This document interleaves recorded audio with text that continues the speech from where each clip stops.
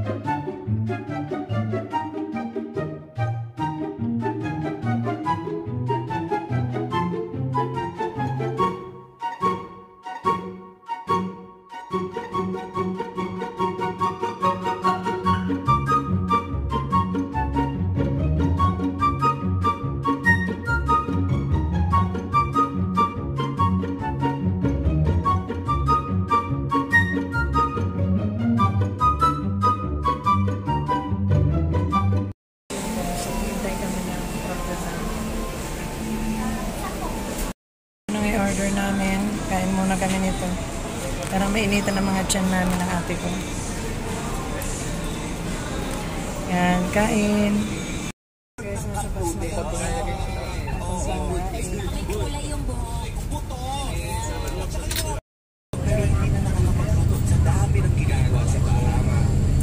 Guys, nandito na kami.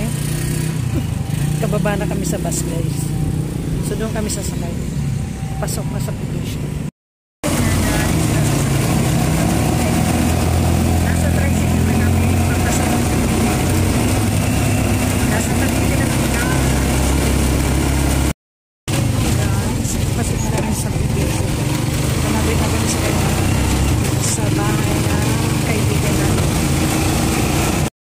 Guys, nandito na kami sa kaibigan ko, sa bahay ng kaibigan ko. Ayun oh.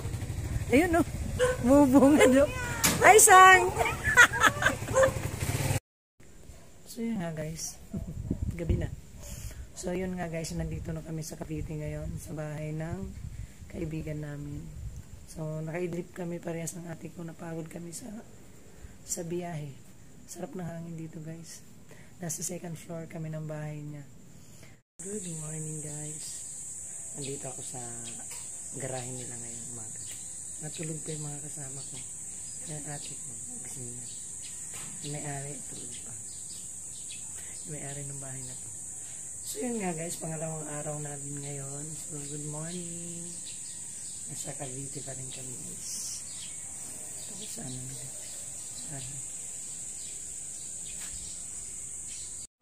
Ayan. Ito yung harap.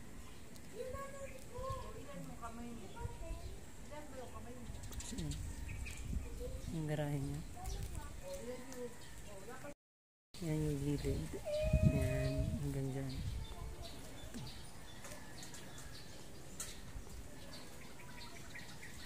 Ito naman ako guys. Yan. Nakita pala. Guys, dito kami sa likod. Yung punong manggang yan, tanimin na natin ito guys. So yan. Dati mayroon pa dyan avocado, santol. Yan na lang ang natira kayo nito, mangga, saka yan. Saka itong talisay na kapuputol lang. Kasi ang laki na niya. Grabe. Yan nga, nagsusunog na naman si Ate Banji. May nangunguha ng kalamansi sa kapitbahay, guys. Ayun, oh. Uy, bawal yan. May hindi magandang nangyari na may nasungkit sa loob ng bahay ng kaibigan ko kagabi.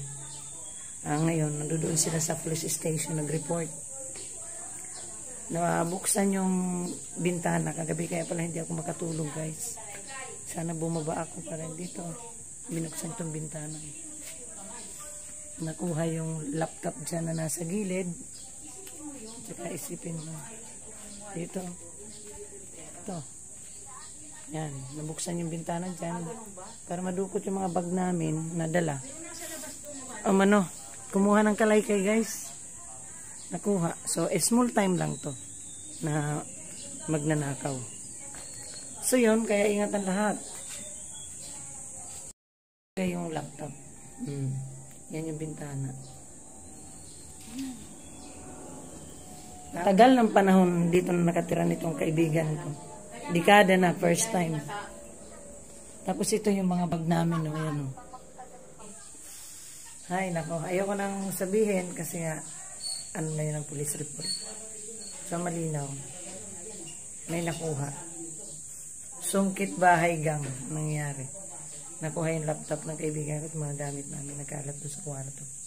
Mabuti na lang nasa second floor kami lahat natulog. Kasi andun yung aircon. Yun. So, sad.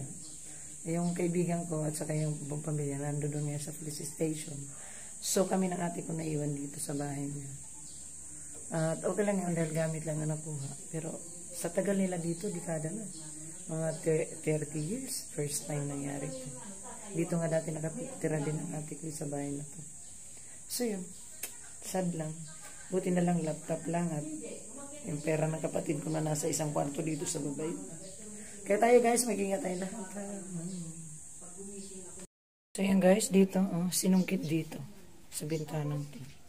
Binuksan itong screen. Yan. Tapos sabay, nandun yung bag eh. Dinukot ng kalaykay dyan ang mga bag. At dito binagsak lahat. Dito kinalkal nila.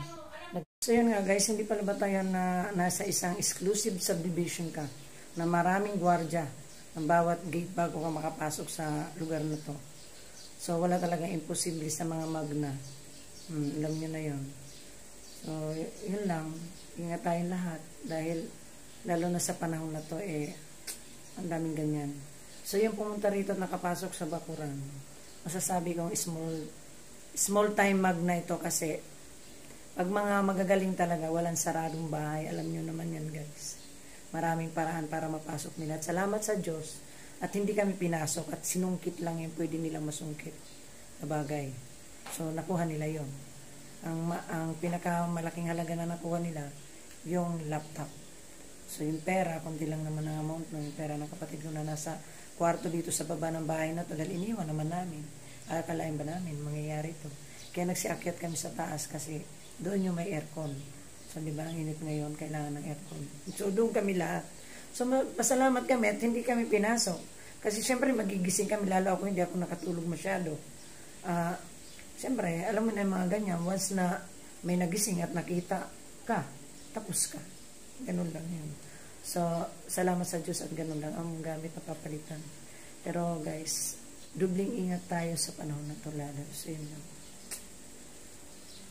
Guys, akyat tayo sa third floor. Ito second lang. Ito yung terrace. Ay. Andun yung third floor yung pinaka-roof.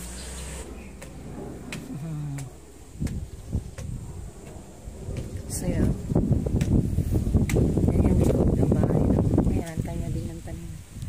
Maraming naputol dyan, abukado, santol, yan lang ang mga natira. Saka dati ang daming saging dyan, mga gulayan. Ayun na lang yung natira niya saging yan. Tama ba yung sinabi ko? Ay! So ito, pagkita ko sa inyo ang kapaligiran dito sa taas. Tanaw na tanaw, syempre, nasa rooftop na tayo. Yan, mga kapitbahay. Mga kapitbahay ng friend ko.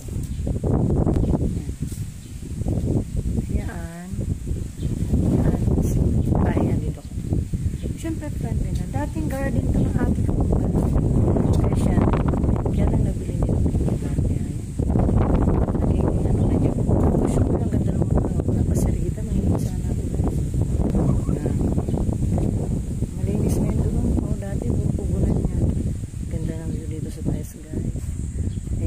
rin yan. Kaibigan din yan. Kaya lang nasa Amerika. Pero wala dyan yung hipag ng nasa Amerika. Nagbakasyon din. Ngayon yata ang dating niya. Kaya lang hindi na kami makaabot kasi pauwi na nga kami. So, tingnan natin natin.